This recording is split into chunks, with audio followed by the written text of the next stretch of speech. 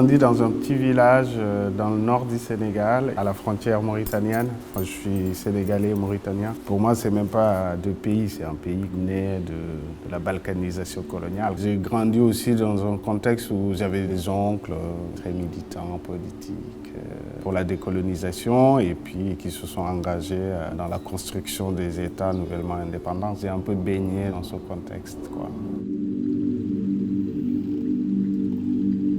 J'aimais les livres, quoi. Comme je voulais en lire beaucoup, je me suis dit le plus simple, c'est d'être bibliothécaire. Il y avait une bibliothèque de quartier à Nouakchott qui n'avait pas de bibliothécaire. Je me suis proposé et donc j'ai commencé à apprendre à gérer une bibliothèque tout seul. En fait, il y avait aussi la plus grande bibliothèque de la ville, c'était la bibliothèque de l'Institut français de Nouakchott. Ils m'ont débauché de ma petite bibliothèque pour gérer la section jeunesse de la bibliothèque de l'Institut français. Donc, et là, je suis resté 5 ans. C'était très chouette comme période.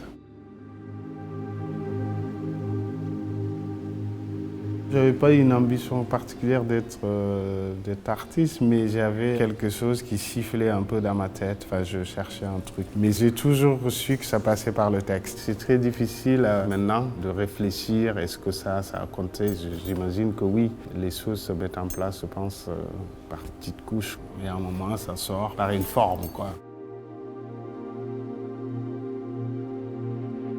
En 2009, j'ai rencontré un réalisateur belge qui s'appelle Benoît Mariage et on a fait un projet de film ensemble. Et à partir de ce projet-là, j'ai acheté une caméra et j'ai commencé à filmer en fait. Je n'avais pas capté ça au début quand j'étais bibliothécaire, que généralement les écrivains ils sont très sensibles aussi à l'image. Il se trouve que depuis le début du siècle, en tout cas, on a des images, en tout cas des choix d'images d'artistes sur les livres pour les mettre en avant pour le public. Et je voulais me positionner là. Qui choisit les images, pourquoi on les choisit, qu'est-ce que représentent ces images qui ont été soit prises par un artiste photographe ou un peintre ou un dessinateur. Quand je suis allé habiter à Bruxelles, je me suis retrouvé dans une sorte de squat d'artistes, dans un collectif qui s'appelle Mort et Vif. Et pendant une dizaine d'années, c'était un peu mes beaux-arts. Et puis je me suis dit, bon, voilà, quoi, je pense que ça y est, c'est bon, tu peux commencer à faire des trucs. Ça a été la transition entre gérer un fonds bibliothécaire et commencer à utiliser l'objet livre comme forme, quoi.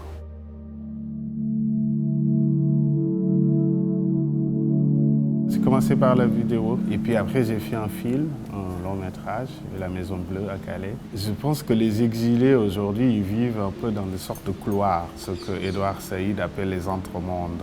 Je voulais faire quelque chose dans un espace à la fois contraint, mais où la caméra ferait fi un peu de cet enfermement, créer un dispositif à Calais, de filmer la vie à l'intérieur du camp sans qu'on sache qu'on est à Calais en fait, on pourrait être n'importe où. Cet espace de réflexion en tout cas m'intéresse et a une place importante dans mon travail. Donc j'ai fait une première pièce qui est un petit film qui s'appelle Habiter le monde et l'idée c'était de réfléchir sur les pays de départ, de transit et de fixation. Mais j'essaie toujours de filmer ça d'une manière très particulière, c'est-à-dire que tu vois sur Habiter le monde, je me filme moi-même, je filme mon corps, mes pieds. En fait en Afrique, par rapport à l'image, justement, c'est ça que j'essaie un peu de travailler, c'est qu'on a hérité d'une représentation. Enfin, on a toujours filmé les Africains n'importe comment, en fait.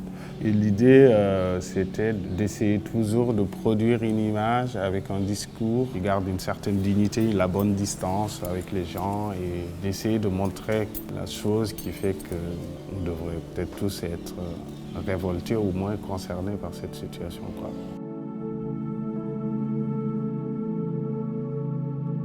Du coup, je me suis dit que pour la villa, je vais créer un espace de production et aussi de réflexion, une sorte de petit laboratoire où je peux à la fois rentrer un peu dans le texte et de voir pour chaque auteur que j'aime ou avec qui j'ai une affinité, de lui consacrer un pagne, qui est une sorte de page de livre, en fait, de considérer tout ce matériau comme une sorte de matière première et de voir comment je peux en faire un nouveau récit qui pourrait inspirer les nouvelles générations pour enfin rentrer dans ces textes, parce qu'il y a tout en fait. Toutes les luttes actuelles sont déjà été évoquées, convoquées et mobilisées par ceux qui nous ont précédé. Donc c'était l'ambition aussi du projet. C'est vraiment des choses assez passionnantes qui m'intéressent, mais j'ai une approche par le texte. Ce qui est bien pour moi, c'est que trouver l'objet livre. On produit quand même beaucoup de livres et on produit beaucoup d'images aussi. Je suis en train de chercher la forme que je pourrais avoir beaucoup plus facilement. C'est le process normal d'un artiste qui cherche une forme.